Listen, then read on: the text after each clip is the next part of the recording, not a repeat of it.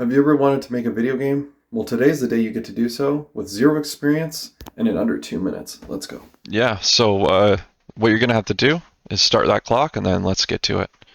For step one, let's go to our web browser. Let's go to chatgpt.com or chatopenai.com. Hello, I would like you to make me a brick breaker game in HTML and JavaScript.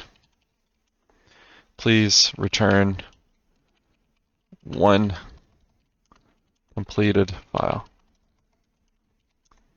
Okay, so while it's opening that, I'm going to minimize. I'm going to create a new document on my desktop, a text document. We're going to call it website.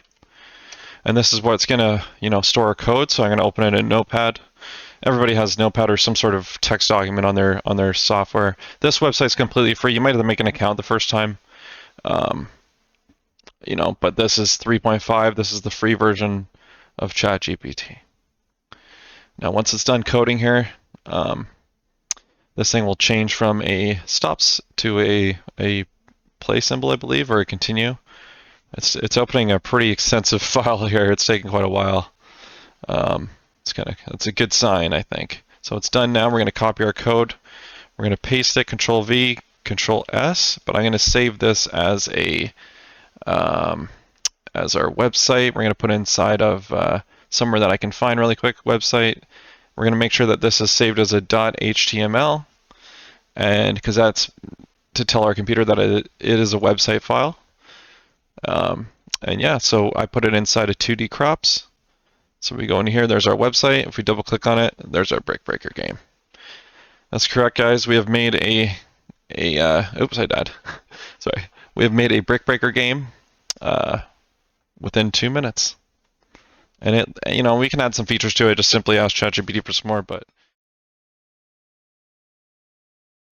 guys, so I just wanted to thank you. I just want to thank you guys for spending some time with me here. I hope you guys are now aware of some of the power of some of these artificial intelligence tools that are out there.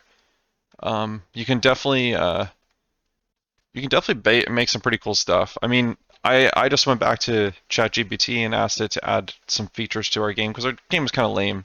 And I just said add some captivating features. Add 10 new game elements to it, and this is what it returned. So as you can see, you can take a small piece of code and then keep developing it over time. I wouldn't try to make something really complex all at once, but make one little bit at a time and keep developing it, and then something good may come of it. I mean, I'm getting pretty hooked here. This could take a while. So, anyways, as always, make sure to comment, like, and subscribe, and I will see you guys in the next one. Puberskio.